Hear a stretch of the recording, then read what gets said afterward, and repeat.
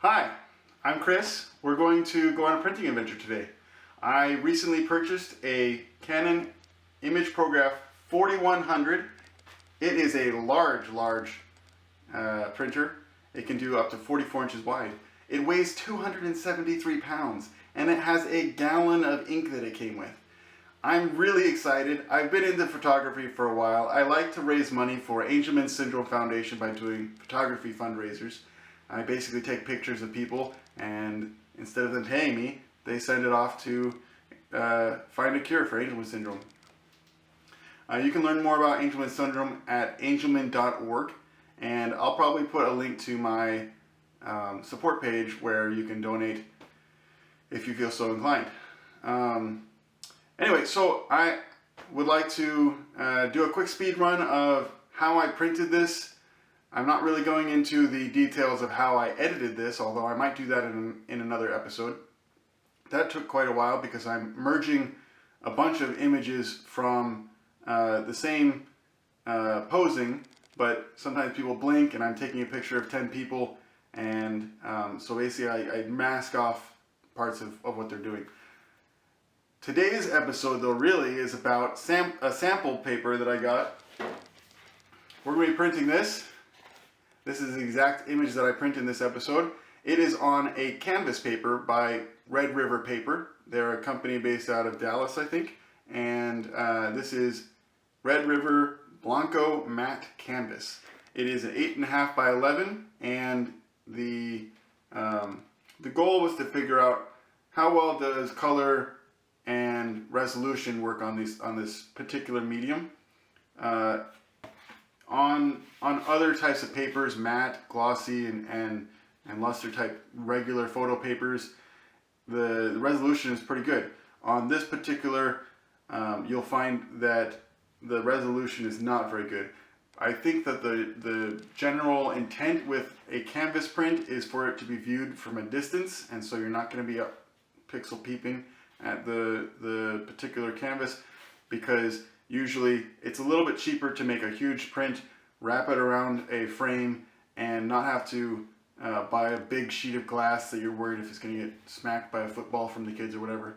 Anyway, without further ado, here is how I printed this using the Canon Professional Print and Layout and the ImagePrograph 4100. Today we're going to be doing a speed run using the Canon Professional Print and Layout software to print this image that I took for an Angelman Syndrome Foundation fundraiser. We're going to be using my brand new ImagePrograph Pro 4100.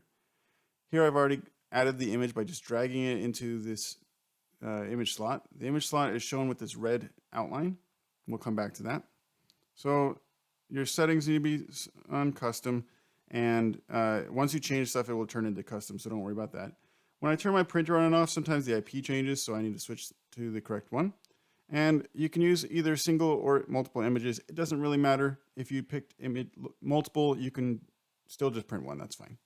We need to pick the media type. In this case, we're printing on RedRiver's Blanco matte canvas. We need to pick the correct paper size. It's a single 8.5 by 11. So we can either pick landscape or we can pick letter. Make sure not to print on legal if you mean letter. So I'll have to fix that in a second. Oh, here we go. The media type tells the printer how thick the paper is, how heavy it is, all sorts of things that basically control the head. Here I'm showing you the slot size. So the slot, again, is that red outline. The top left corner is the offset that we're looking at here. Since the image that I'm printing is a 2x3, and the slot size that I picked was 8x10, that's why it's not filling in those sides. I can correct that if I wanted to. In this case, I don't really care. I'm just going to center it. I'm mostly focused on the top and the bottom margins, or in this case, from the image perspective, the left and right margins. You can manually select it, or you can use the sliders. In this case, it's going to maintain the aspect ratio because I have that checked. And you can see at the bottom that there's a gray area. Even if I move it off the page, it turns gray. That just means, hey, I'm not going to print here. On cut sheets, it doesn't drop the page into the catch basket, so it needs to have that extra margin on the right of the image. so that it can hold on to it.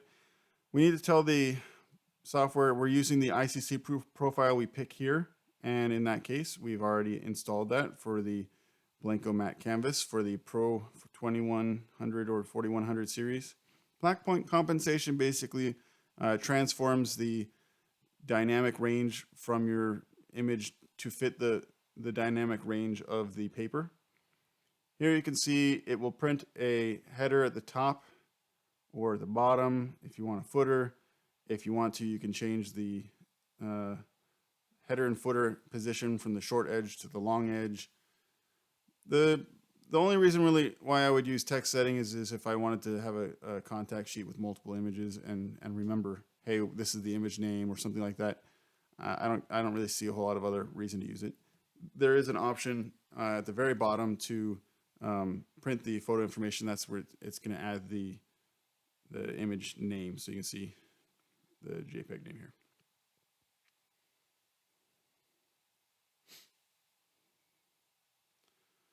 Okay, let's uncheck those. And there's no more settings. Next, we're going to go to color settings. Brightness, your monitor is always going to be brighter than your paper because it has a backlight. So I generally pick between 10 and 20 on brightness. You can use the soft proofing checkbox down there to get a feel for what the actual difference is going to be once it's on paper. It's not going to be 100% accurate, especially if you haven't done color profiles on your monitor and told the Professional Print and Layout what your ICC profile for your monitor is. I've used the Spider 5 Pro from Datacolor to calibrate my monitor, so it's fairly accurate. You can use these color sliders or the curves down just below to adjust each of these manually, and you can get a feel for it. That's all going to be useful for soft proofing and setting defaults for hard proofing. To hard proof, click on the pattern print, and it will give you a number of the exact same image with those sliders moved around. You can print more or less of them, and underneath each of the images it will show you how much to offset the brightness and contrast or the cyan and magenta, depending on if you're using the brightness and contrast or the color option. You can select paper sizes between A3 and letter. I don't know why they don't let you do anything bigger, but that's just the options. I have not tried a roll yet. In the color case, it will go between cyan, magenta, and yellow, and it will tell you the offset on each of them. You can select the number of images and the delta on each of them, how much variation to use between them. And at the bottom of the color settings, you have the defaults that we chose on the color settings in the general panel over there. Okay, so if we wanted to print that, we would click print on there. We're not going to today. We're just going to go straight to print, and let's give that a shot. So here it's saying, hey, some portions can't be printed, like I mentioned earlier. The very bottom is grayed out.